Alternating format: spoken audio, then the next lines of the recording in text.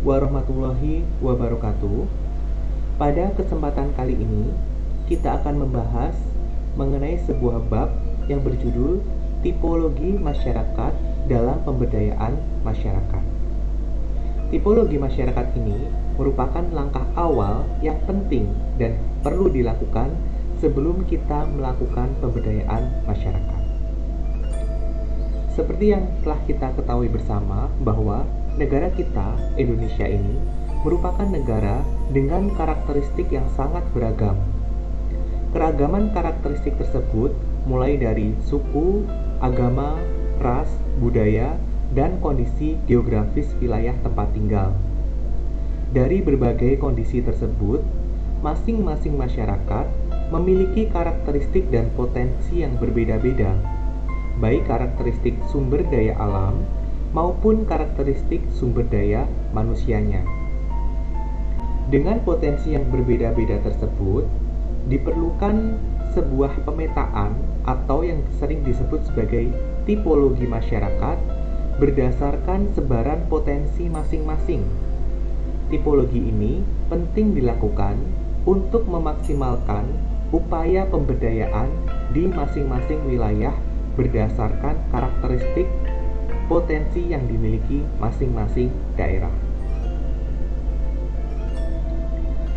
Secara sederhana, tipologi dalam pemberdayaan masyarakat dapat didefinisikan sebagai upaya pengelompokan kondisi spesifik, keunggulan potensi sumber daya alam, sumber daya manusia, dan potensi kelembagaan, serta potensi sarana dan prasarana dalam menentukan arah pengembangan dan pembinaan masyarakat berdasarkan karakteristik keunggulan komparatif dan kompetitif yang dimiliki oleh setiap daerah.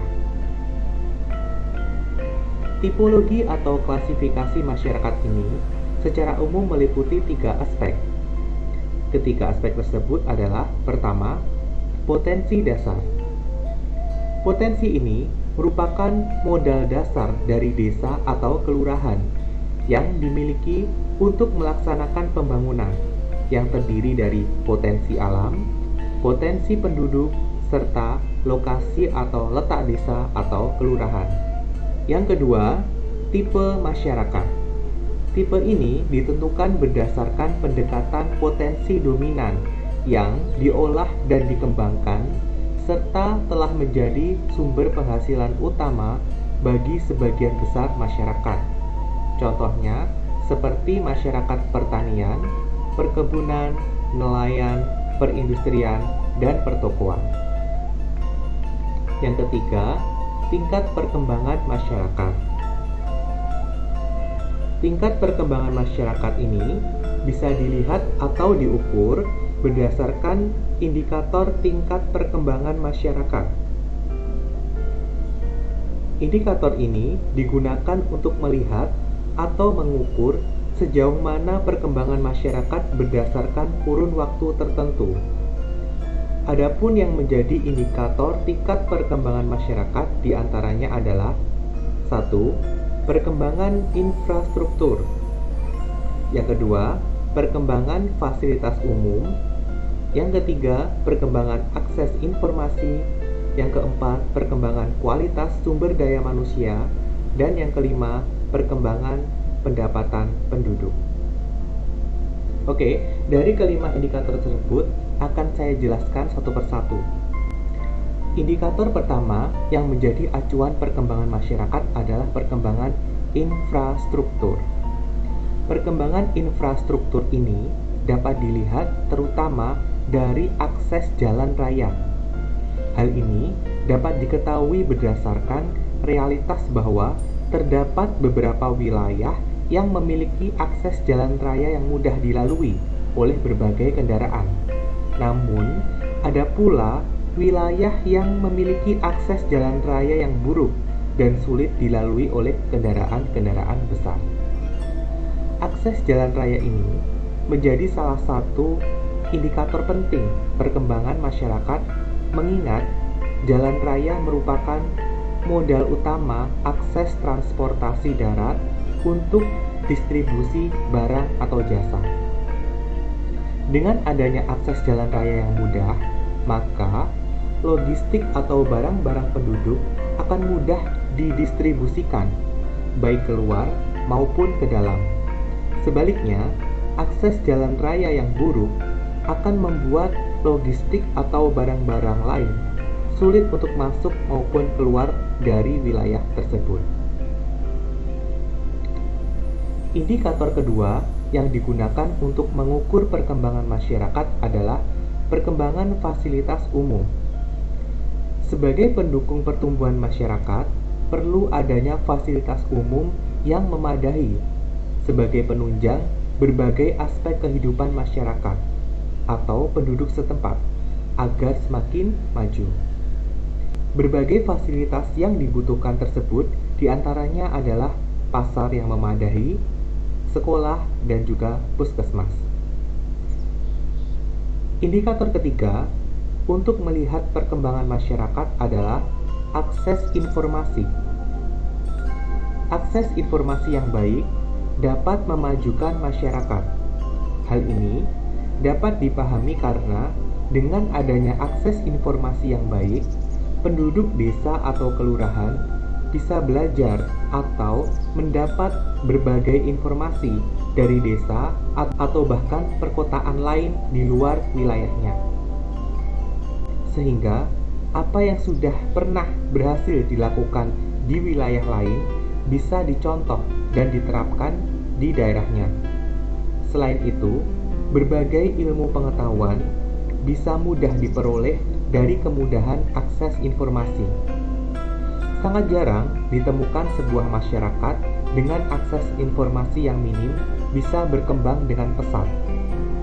Sebaliknya, masyarakat yang memiliki akses informasi yang mudah, maka perkembangannya juga akan lebih cepat. Oleh karena itu, akses informasi sangatlah penting untuk dimiliki sebuah masyarakat agar bisa berkembang dengan baik. Indikator perkembangan masyarakat ini bisa dilihat dari adanya sarana dan prasarana akses informasi dan kemudahan akses informasi. Contoh nyatanya adalah akses internet. Indikator perkembangan masyarakat yang keempat dapat dilihat dari kualitas sumber daya manusia yang dihasilkan. Contoh indikator yang bisa digunakan untuk melihat kualitas sumber daya manusia adalah tingkat pendidikan dan jenis pekerjaan. Masyarakat yang sudah maju cenderung memiliki sumber daya manusia dengan tingkat pendidikan yang tinggi, sedangkan masyarakat yang kurang maju memiliki penduduk yang belum mengetahui pentingnya pendidikan. Selain pendidikan, jenis pekerjaan masyarakat juga dapat digunakan untuk melihat kualitas sumber daya manusia. Selain pendidikan, jenis pekerjaan masyarakat juga dapat digunakan untuk melihat kualitas sumber daya manusia. Masyarakat yang maju cenderung memiliki sumber daya manusia yang bekerja sebagai tenaga profesional dengan kualifikasi pendidikan maupun keterampilan atau keahlian tertentu di berbagai bidang pekerjaan. Indikator terakhir yang digunakan untuk melihat perkembangan masyarakat adalah pendapatan penduduk. Dalam indikator ini, masyarakat dikatakan sudah maju ketika pendapatan penduduknya sudah di atas rata-rata, dan sebuah masyarakat dikatakan tertinggal jika pendapatan penduduknya masih di bawah rata-rata. Rata-rata yang dimaksud di sini bisa berdasarkan UMR daerah setempat. Nah, itulah 5 penjelasan dari indikator yang bisa digunakan untuk melihat tingkat perkembangan masyarakat. Oke, selanjutnya, penyusunan tipologi masyarakat ini didasarkan pada asumsi bahwa setiap masyarakat memiliki karakteristik yang berbeda-beda. Namun, di balik perbedaan tersebut juga ada persamaannya. Adapun daerah yang memiliki karakteristik yang sama akan dimasukkan dalam kelompok tipologi masyarakat yang sama. Masing-masing tipologi masyarakat memiliki keberagaman potensi dan permasalahan yang dapat dijadikan masukan dalam menyusun program kebijakan pembangunan. Berdasarkan keragaman indikator fisik dan non-fisik dalam menentukan penggolongan masyarakat serta mempertimbangkan perbedaan karakteristik, sehingga pengelompokan masyarakat dapat dibagi menjadi beberapa bagian dengan didasarkan pada lingkungan fisik yang sama, sosial budaya masyarakat, posisi geografis, kondisi spasial, dan administrasi atau tingkat perkembangan masyarakat. Pengelompokan ini bisa disederhanakan lagi menjadi 3 aspek, seperti yang telah dijelaskan sebelumnya, yaitu aspek potensi dasar, aspek tipe desa atau kelurahan, dan aspek tingkat perkembangan desa. Oke, untuk tugas pekan ini, rekan-rekan mahasiswa silahkan mengamati 2 desa, boleh desanya sendiri maupun desa tetangga atau desa manapun. Yang jelas nanti dituliskan secara spesifik nama desa, kecamatan, dan kabupatennya. Kemudian silahkan dianalisis ya, atau ditipologikan, dikelompokkan berdasarkan aspek-aspek yang sudah saya jelaskan tadi, yaitu potensi dasar, tipe masyarakat, dan tingkat perkembangan masyarakatnya. Jadi, silakan dilihat masing-masing. Misalkan desa A, potensi dasarnya apa saja, kemudian tipe masyarakatnya apa saja, dan tingkat perkembangan masyarakatnya seperti apa, dari indikator-indikator yang sudah saya jelaskan tadi. Kemudian, tugasnya silahkan dikirim ke email saya, yaitu habibhada@gmail.com. Silahkan tugasnya dikumpulkan tepat pekan depan ketika jadwal perkuliahan di pekan depan. Demikianlah materi yang dapat saya sampaikan pada pertemuan kali ini. Jika ada kesalahan-kesalahan mohon dimaafkan. Wassalamualaikum warahmatullahi wabarakatuh.